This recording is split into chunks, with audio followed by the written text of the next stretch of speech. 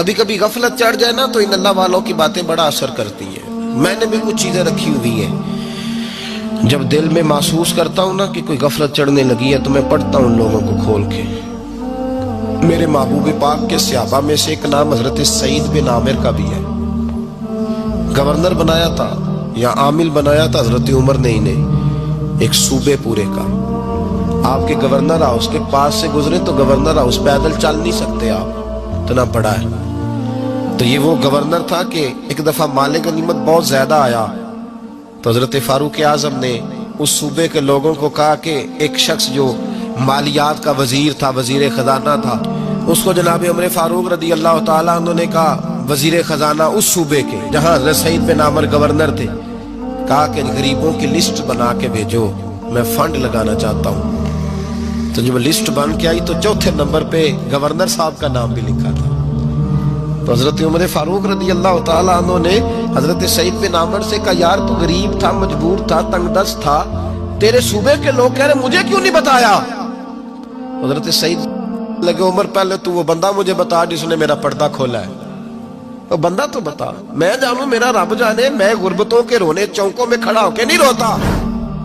میرے پاس کو رنج و علم ہو تو میں اپنے رب کی بارگاہ میں عرض کرتا ہوں، میں اپنے محبوب کو بتایا کرتا ہوں، میں غربتوں کے رونے دنیا داروں کے سامنے نہیں روتا. حضرت عمر گئے گورنر صاحب کے مقرر کرنے کے بعد 2 4 5 مہینے کے بعد جب حضرت سعید بن عامر کی گورنری کو تھوڑا وقت گزر گیا تو حضرت عمر کا طریقہ تھا، گورنروں کا پتہ کرتے تھے. آپ کا طریقہ یہ تھا کہ جس علاقے کا گورنر ہوتا اس کی جامع مسجد میں سب لوگوں کو جمع کرتے اور پھر گورنر کو بھی بلاتے تو کہتے کوئی شکایت ہے گورنر کی تو بتاؤ. مسجد میں جمع کیا، لوگ اکٹھے ہو گئے. حضرت فاروق اعظم رضی اللہ تعالیٰ عنہ نے فرمایا گورنر کی کوئی شکایت ہے تو بتاؤ.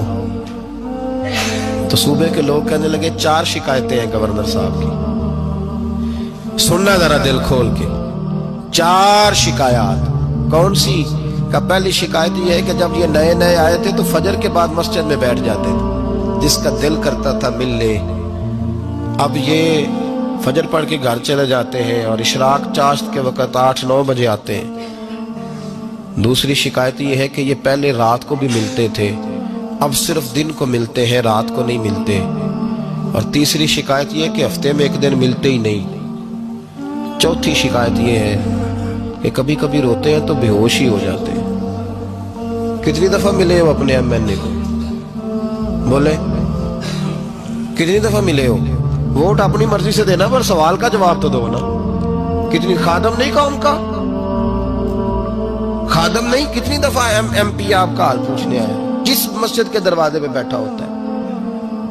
یہ گونگا بہرا اور اندھی جمہوریت ہے؟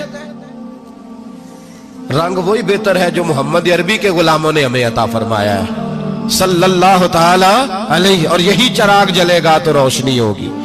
حضرت سعید بن عامر گورنر، اور میں اکثر کہتا ہوں اسی دھرتی پر یہ وہ نور والے لوگ تھے جنہیں میرے رسول نے نور عطا فرمایا تھا.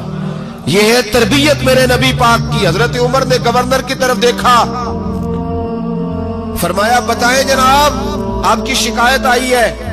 پہلی شکایت یہ ہے کہ آپ پہلے فجر کے وقت ملتے تھے، اب اشراق چاشت میں ملتے. حضرت سعید بن عامر رضی اللہ تعالیٰ عنہ کہنے لگے حضور اگر آپ نہ ہوتے کوئی اور پوچھتا تو میں کبھی نہ بتاتا. حضور میری مجبوری یہ ہے کہ میری بیوی بیمار ہو گئی ہے اور معذور ہو گئی ہے ٹانگوں سے. میں غریب آدمی ہوں، نوکر نہیں رکھ سکتا. اس بھلی مانس عورت نے 30 سال میری نوکری کی ہے، اب وہ بیمار ہو گئی ہے تو کیا میں اس کو چھوڑ دوں؟ میں سویرے اٹھ کے اپنے گھر میں جھاڑو دیتا ہوں، برتن دھوتا ہوں، آٹا گوندتا ہوں، روٹی پکاتا ہوں اور اپنی باوفا بیوی کے منہ میں لقمے ڈالتا ہوں. حضور وہ پخانہ پیشاب کرتی ہے تو وہ بھی میں صاف کرتا ہوں. وہ میری ذمہ داری جو ہوئی تو ذرا دیر ہو جاتی ہے. بس پہلے سوال کا جواب آیا تو لوگ کہتے ہیں ہمارے جسم کے رونگٹے کھڑے ہو گئے. پھر کہا آپ کی دوسری شکایت یہ ہے کہ آپ ہفتے میں ایک دن ملتے نہیں. تو حضرت سعید بن عامر کہنے لگے حضور کاش یہ لوگ مجھے رسوا نہ کرتے، کاش سرعام نہ پوچھتے تو میرے اور میرے رب کا راز تھا، یہی بہتر تھا. فرمایا कह चुका हूं ना, गरीब हूं, जोड़ा एक ही है मेरे पास। ठंड का मौसम है तो हफ्ते में एक दिन कपड़े धो के खुश्क होने को डाल के बीवी के कपड़े पहन के बैठा रहता हूं, और जरा शाम हो जाती है बाहर आने में तो क्या करूं, नहीं आ पाता। कहा तेरी तीसरी शिकायत यह है कि तू रात को नहीं मिलता, सिर्फ दिन को मिलता है। हजरत उमर कहते हैं अपनी सफेद दाढ़ी जनाब सईद बिन अमर ने जोर से पकड़ ली।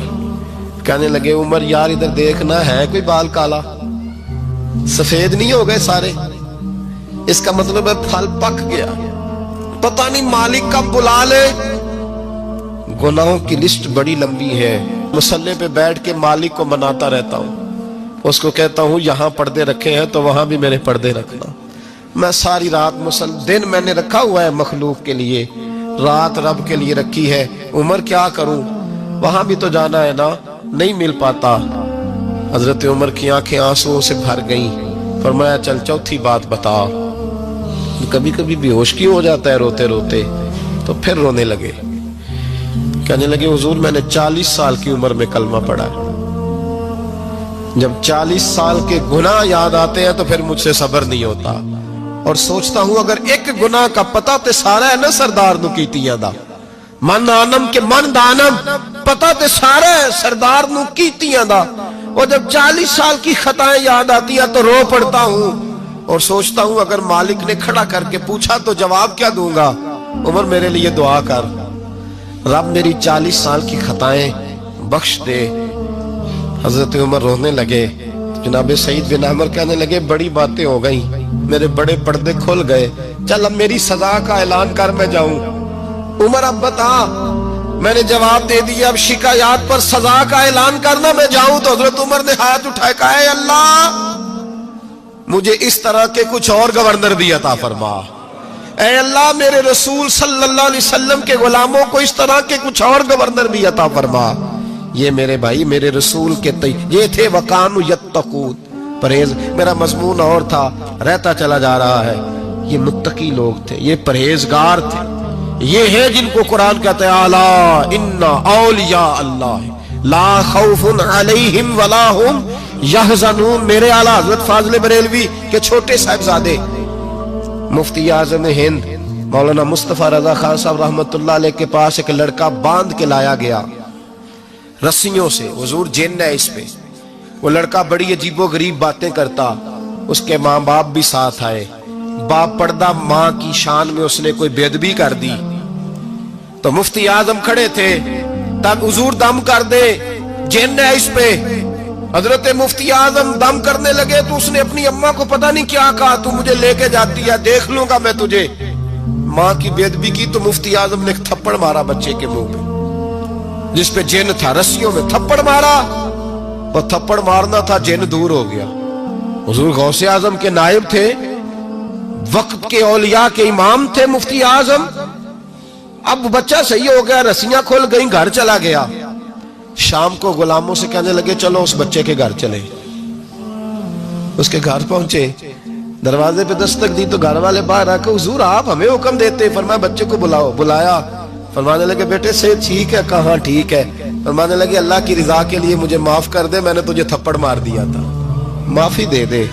कहा हुजूर आप क्या कर रहे हैं? फरमाया बेटे तेरा इलाज ये था, एक तो तू माँ की बेदबी कर रहा था, दूसरा तेरे ऊपर आसेब था, थप्पड़ ना मारता तो आसेब जाता ना, और मेरे एक थप्पड़ से रुखसत हो गया। लेकिन मुसलमान को तकलीफ देने का मतलब नबी पाक को तकलीफ देना है। मुझसे नमाजें नहीं पढ़ी गई, मेरे दिल पे इतना बोझ था, बड़ी मुश्किल से मैंने अपनी इबादत की है 5 वक्ता, मेहरबानी कर। ये थे मुत्तकी लोग, मुत्तकी परहेजगार, जरा भी अल्लाह की नाफरमानी से डरते थे। इन औलिया की मोहब्बत जरूरी है, इन औलिया की मोहब्बत, इनका प्यार ये बहुत जरूरी है। ये वली बड़ा कुछ देते हैं, इनकी मोहब्बत बड़ा कुछ अता करती। ये अल्लाह तबारक व तआला के बंदे को अल्लाह के करीब कर देते, कुर्ब देते।